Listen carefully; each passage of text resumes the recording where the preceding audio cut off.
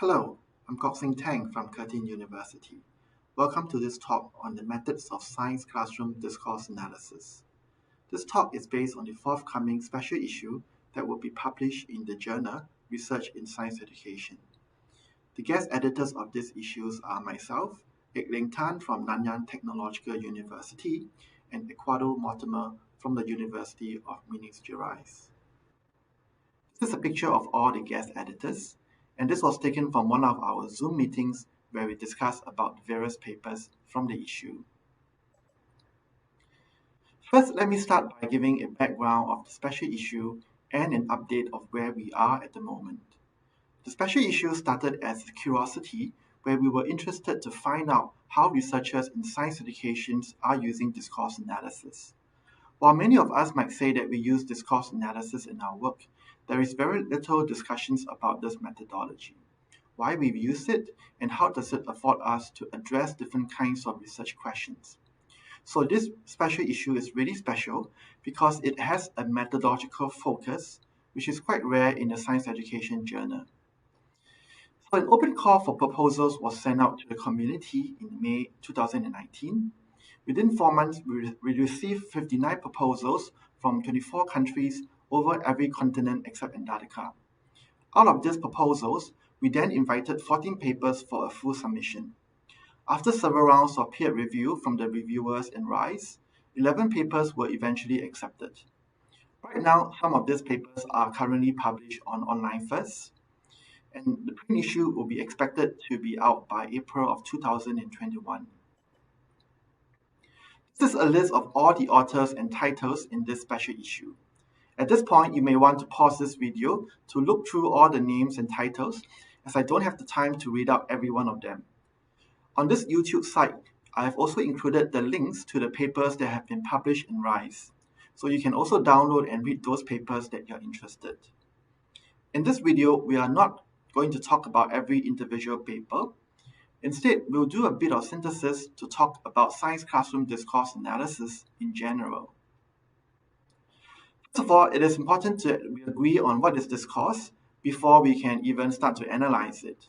We propose this definition that captures most of the author's voices in defining discourse. In one sentence, we define discourse as language in use that shapes and is shaped by sociocultural practices. Let me further unpack the key terms in this definition. First, language is not merely the verbal language of speaking and writing. Language is actually multimodal, which will also include gestures, visual representations, and material objects. For many authors, language is also viewed as a symbolic system of making meanings. Second, language is not a static and abstract system, but it is always in use. So the term in use captures the dynamic and dialogic nature where people use language as a social action to do things. Third, language is not just a local interaction, but it is always tied to a larger social cultural practice that G famously calls the Big D discourse. And there is always a mutual constitutive relationship between the micro-level action and the macro-level phenomenon. And this mutual relationship is captured in the phrase shapes and is shaped by. As for discourse analysis, it is much harder to give a singular definition of what it is. One of the reasons is because discourse analysis is not just a set of methods per se, but it is actually a theoretical way of viewing a phenomena, as well as a methodology of guiding the generation and interpretation of empirical data. So it is more appropriate to see discourse analysis as an umbrella term for a variety of approaches from different perspectives, approaches, and traditions. Because of this diversity, it is not useful to say what is and what is not a discourse analysis. Instead, it will be better to identify some of the common issues that we have to consider when we do a discourse analysis. In this video, we are going to highlight 3 of these issues, and they are the scale of analysis, the multimodal nature of discourse analysis, and the dialogic mixing of perspectives. We'll start by talking about timescale, which will affect the level of analysis.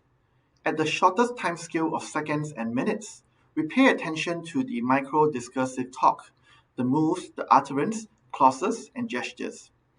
At the scale of hour or days, we are looking at the meso-level events such as lessons, episodes, or activity structures. And over a longer period of time, like months and years, we can talk about the broader macro-level phenomena. This phenomena may include constructs like practice, norms, identity, knowledge, and learning. And these are normally the stuff that we are interested to investigate in science education. In discourse analysis, although we tend to spend a lot of time analyzing the micro-discursive details in minutes and seconds, the goal is really to develop evidence-based assertions about the broader macro phenomena that we are interested. So we need to have a way to connect the events at the smaller timescale to the events at the larger timescale.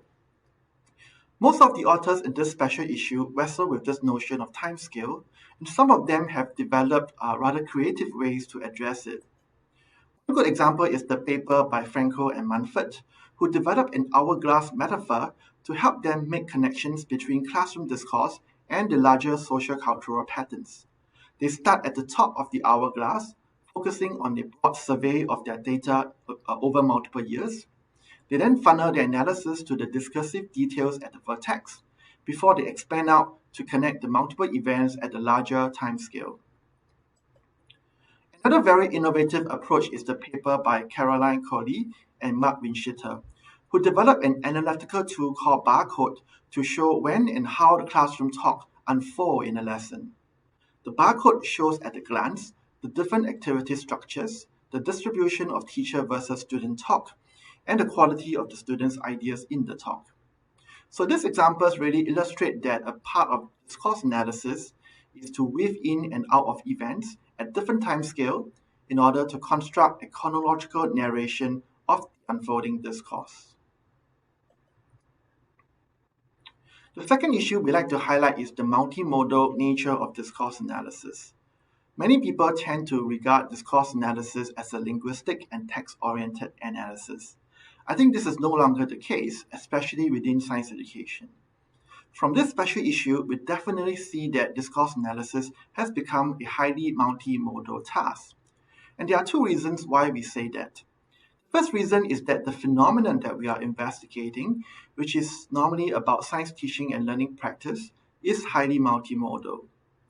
Many authors pay attention to this multimodal meaning-making practice of science. For example, Eric Knight and his colleagues put a lot of emphasis on the progression of the students' representations of greenhouse effect from the concrete and material to becoming more abstract and scientific in the form of drawing and writing.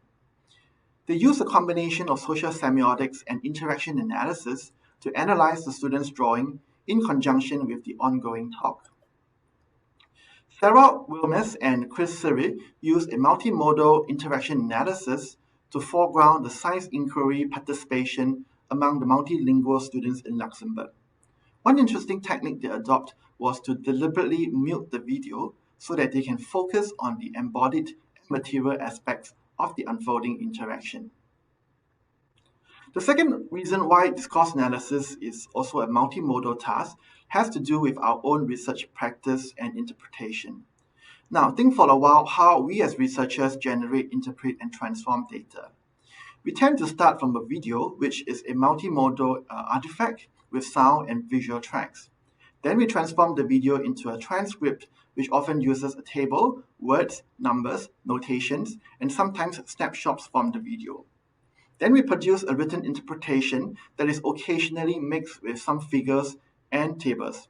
So you can see that this is really a multimodal transformation that was built into the practice of discourse analysis. In addition to this practice, a number of authors in the special issues have also produced highly visualization tools to show their data analysis. Here are some examples of their visualization tools. We have already seen the barcode example, but here are two other examples from Mink and Barreto et al., where they piece together visually the knowledge that was constructed by the teacher and students.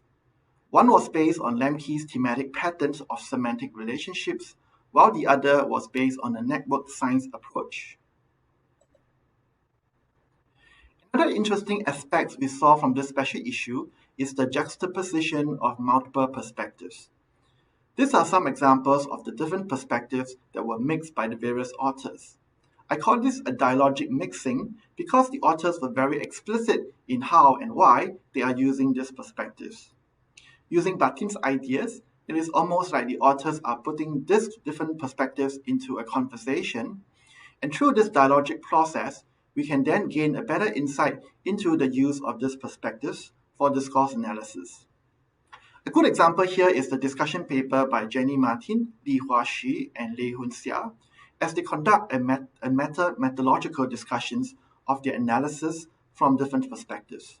So Jenny used positioning theory, Li Hua used distributed cognition, and Lei Hun used systemic functional linguistics.